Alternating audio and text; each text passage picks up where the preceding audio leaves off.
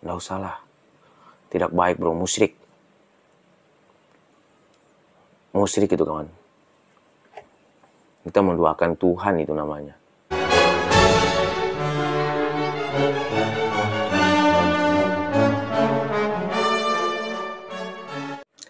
Dunia perwaletan sedang tidak baik-baik saja saat ini bro. Banyak persaingan yang saya rasa sudah tidak masuk akal ini sekarang. Ya, saya barusan dapat WA ya dari salah seorang petani walet yang akrab dengan kita, kenal dengan kita juga ya bro ya. Ya, tapi dia minta untuk dirahasiakan namanya. Dirahasiakan namanya, tempat tinggalnya, lokasinya di mana. Intinya kita kenal orang ini. Dan wow, pengalaman dia ini sangat luar biasa sekali. Sudah tidak baik-baik saja bro.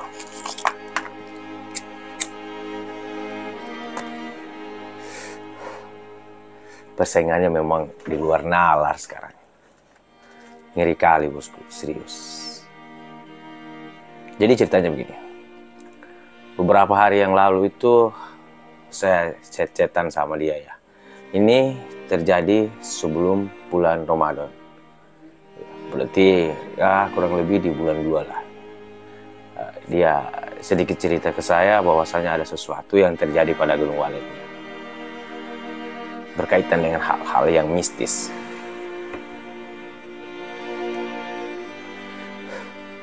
Dia cerita ke saya bahwasannya di LMB-nya atau di bagian void situ, ya di LMB-nya lah, di rumah monyetnya lah lebih tepatnya, itu ada sosok perempuan rambut panjang yang mendiami rumah monyetnya itu.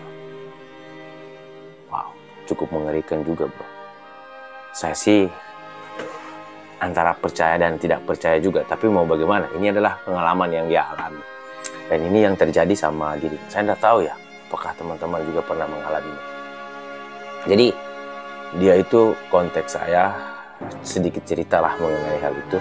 Mungkin saya bisa perlihatkan chatnya ini sedikit. Di situ dia bercerita bahwasannya Gunung Waletnya itu sengaja ada orang-orang yang sirik terhadap dia, sehingga dilakukanlah atau beberapa ritual atau kita bilang guna-guna lah atau bagaimana ya sejenisnya. Intinya dikirimlah makhluk halus untuk menghalangi rezeki dia ini, rezeki si petani walet kenalan kita ini. Makhluk halus yang dikirim itu seperti itu, perempuan rambut panjang, dan dia mendiami rumah monyet itu. Jujur, bulu kuduk saya merinding bro saat ingin melakukan ini. Dan saya juga sudah minta izin ke dia. Pengalaman dia ini akan kita jadikan konten.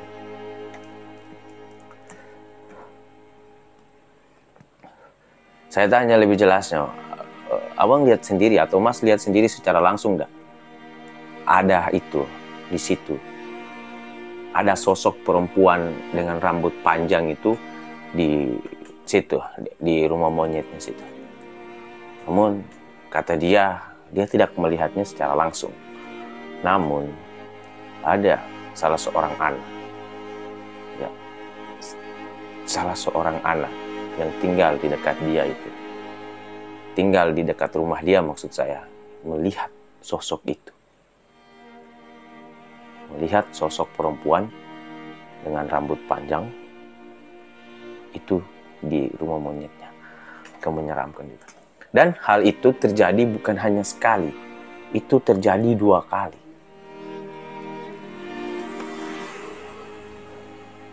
Terjadi 2 kali.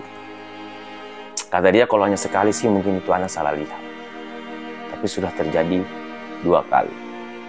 Nah, hal tersebut dikonsultasikannya lah ke kerabatnya. Dikonsultasikannya pula ke orang yang dia rasa bahwa orang tersebut memiliki kapabilitas di situ atau memiliki pengetahuan tentang hal-hal mistis. Nah, kemudian orang tersebut mengatakan, diterawang lah ibarat katanya, diterawang dari jauh bahwa benar ada sosok itu di situ.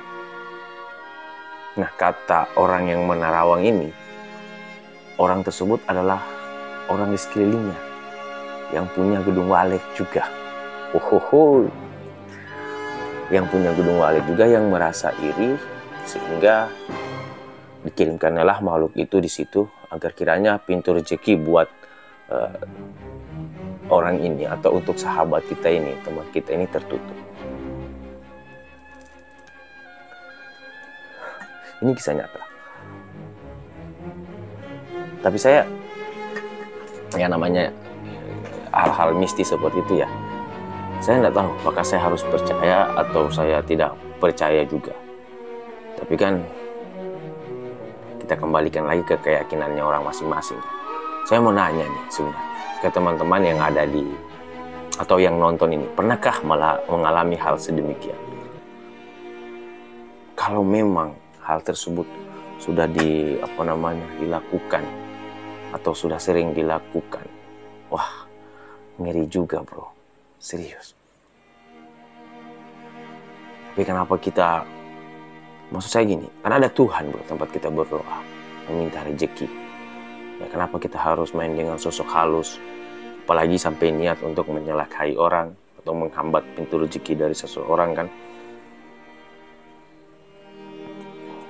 Masa sih ada orang yang seperti itu bro?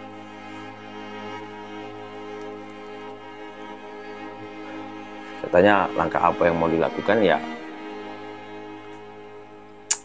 dia sementara negosiasikan dengan penasihat spiritual dia katanya.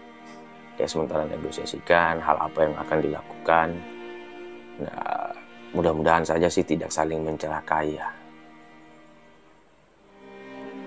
Ya saya sih tujuan dari dibuat konten ini tidak ada niat untuk supaya kedepannya terjadi keributan, supaya kedepannya terjadi apa, enggak. Saya cuma mau buat konten ini, tujuannya itu ayolah bro, kita di Walid ini bersaing secara sehat saja. Utamakan logika, utamakan teknik, pengetahuan, pengalaman di dalamnya. Semprot parfum, taruh pakan, nggak usahlah pakai kayak begituan bro, ya kan, nggak usahlah. Tidak baik bro, musyrik itu kawan. Kita mendoakan Tuhan itu namanya.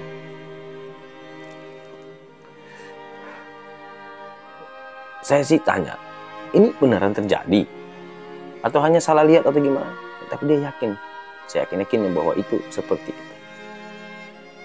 Sekali lagi saya mau tanya ke teman-teman, pernahkah teman-teman itu mengalami hal-hal yang seperti itu? Saya juga. No comment juga saya bro. Intinya kalau hal tersebut memang terjadi, wah ngeri ini bro. Persaingan sekarang ini ngeri kali bro. Atau memang ini sudah ada sejak dulu? Ya, saya tidak tahu juga kawan. Wallahu a'lam ya. Mudah-mudahan tidak terjadi hal-hal seperti itu ke depan. Gak usahlah pakai yang kayak begituan bro. Akan merugikan orang lain dan akan merugikan dirimu sendiri. Jadi tidak usahlah melibatkan hal-hal mistis di gedung Walid ini bro. Tawakal saja. Di Walid itu cuma dua, ikhtiar dan tawakal. Ikhtiar itu bagian dari kita melakukan renovasi, melakukan rehab, melakukan usaha, ya kan, penyemprotan parfum, pakan dan segala macamnya. Pokoknya segala sesuatu yang kita lakukan dalam gedung Walid kita itu bagian dari ikhtiar. Tawakalnya apa? Ya kita berserah diri kepada Allah, kita berdoa kepada Tuhan. Semoga gedung Walid kita tadi diberikan rezeki, diberikan kemudahan. Ya, tidak usah pakai hal-hal yang mistos kan teman-teman. Itu tidak baik kalau menurut saya ya. Ya, tapi terlepas dari itu semua, orang punya keputusan masing-masing, orang punya kepercayaan masing-masing. Tapi hal tersebut saya rasa tidak patut untuk ditiru. Nggak usahlah tanya di mana alamatnya ya. Saya nggak mau ada komen-komen seperti itu. Intinya kita cukup kenal dengan orangnya, jauhlah dari kita punya. Jauh. Wabillahi taufiq wal hidayah. Assalamualaikum warahmatullahi wabarakatuh.